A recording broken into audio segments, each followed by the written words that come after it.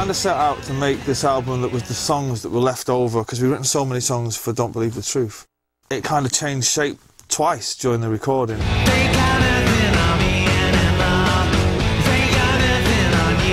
For the first time since Definitely Maybe, I started to write in the studio.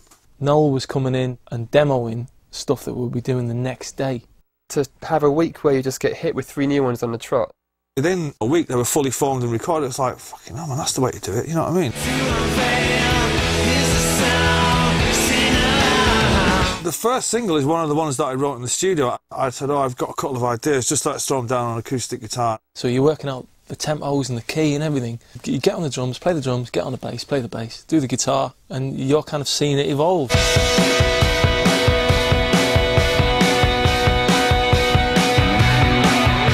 It was really out of the ordinary for us to do that. Normally we'll know a song inside out by the time we record it. That's what fucking wrecking records is about, I think. That's the first time that's happened since I've been in the band. We're punk rock, man, I think, when we get cracking on it. Some days we spend a lot of time on the melody and, like, we should be just fucking levelling the fuck out of it.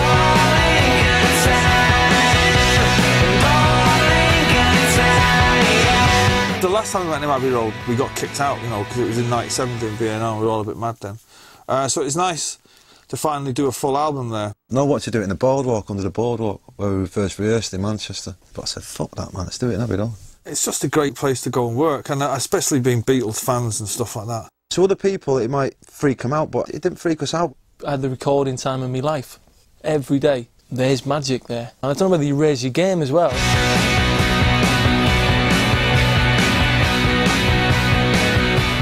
Dave came all the way to London, right, initially, to have this meeting with us, right, about this concept of this album that we were going to make. The original conversation was, yeah, one guitar at a time. It's a pretty inspiring meeting, I've got to say. You know, it was like, right, we're going to strip the sound back, right? No notes are going to be wasted, just the bare minimum.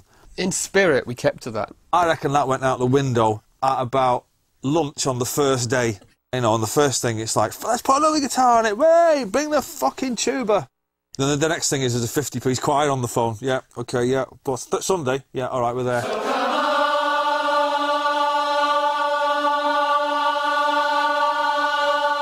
Abbey Road was set up like a real playground. I mean, we have amassed a big collection of musical instruments over the years. It's great because they were all set up and all ready to go at the same time, so it was quite exciting to record like that. We had them displayed in Abbey Road really nicely for photographs, really. For example, there's about 1 million keyboards. You line up all the keyboards and you go, hang on, we're not even meant to be a keyboard band. I think I'm Out of Time. It always gets me. I mean, that's soul music for me. He's got his own style. Lots of la-la-las, lots of strange kind of inversions of chords, really instinctive, quite strange arrangements. He's just got something special. Beyond Goosebumps. That took me like fucking 9 years tonight. I only finished that last week. I started that when fucking started that and Bring It On Down come out. Here's the sound. It reminds me of when we were young. Complete and utter classic. Great vocals. Like when the solo even kicks in, it just sings. It just says what it says, I mean. I didn't go to write a song like that, it just sort of just happened, you know what I mean? It's a bit of a sad song, isn't it, I suppose? He's trying to say things that he would never say. I mean, we are Northern after all. He's got no idea how good he is.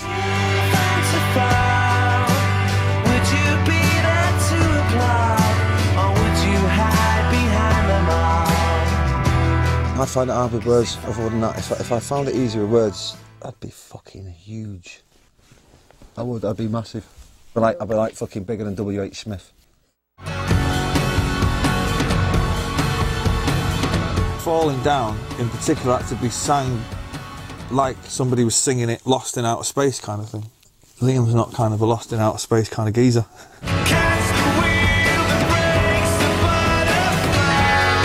I just try to get the delivery right.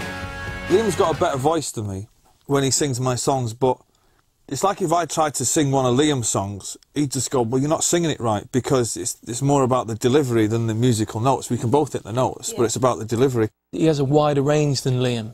You know, it's a different plan of attack. But like, say for instance, Falling Down, that is just Noel all over, really, you know.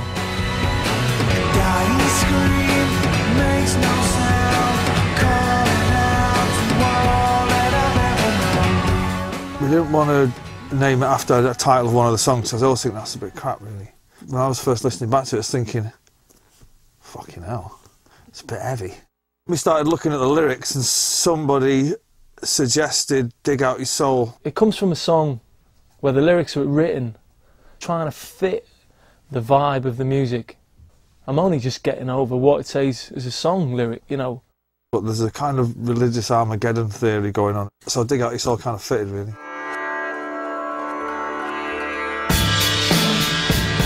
There's a bit of a pun in a way. Beware there's life, you know, and you can take it how you want it. The bass and the sitar, and there's no guitars on it, they weren't allowed. Just see if we could get away with it. Had a bit of Manny in my head, obviously a bit of McCartney.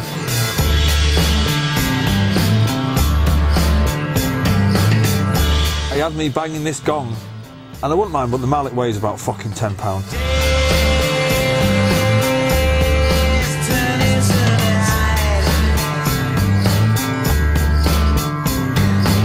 Noel played sitar on it and Andy played sitar on it. You know, it's not a real one, it's a toy electric one. They're little plastic ones, right? And they're shaped like a sitar. They've got a speaker on the front. They're like the little square radios, but then I was in a shop and saw an actual one shaped like a sitar with little fake strings that you could pluck. As you switch it on and you pick the key and you leave it there, right? And we had it in the Beatles echo chamber, which is like this tiled room where they got all the reverbs. It looked hilarious. It's in this like really famous room. It's this little tiny plastic sitar with this massive mic that's worth about 50 grand shoved in front of it. And the sitar's worth about £12.50. And it was in there for hours just going, wow, wow, wow. And everyone that's heard the album was going, wow, that is fucking amazing. Who played that? But I played the real sitar on that as well. I went out to the echo chamber, plucked the sitar for about half an hour and got in touch with George Harrison's spirit. What's it called? A tambura. I found it in this place in Camden called Rain Man, and when I was buying it, the lady went, "You know, Noel Gallagher has one of these."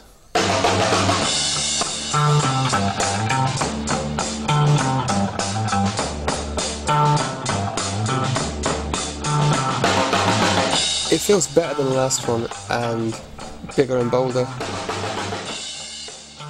What do I want people to take from it? I don't know.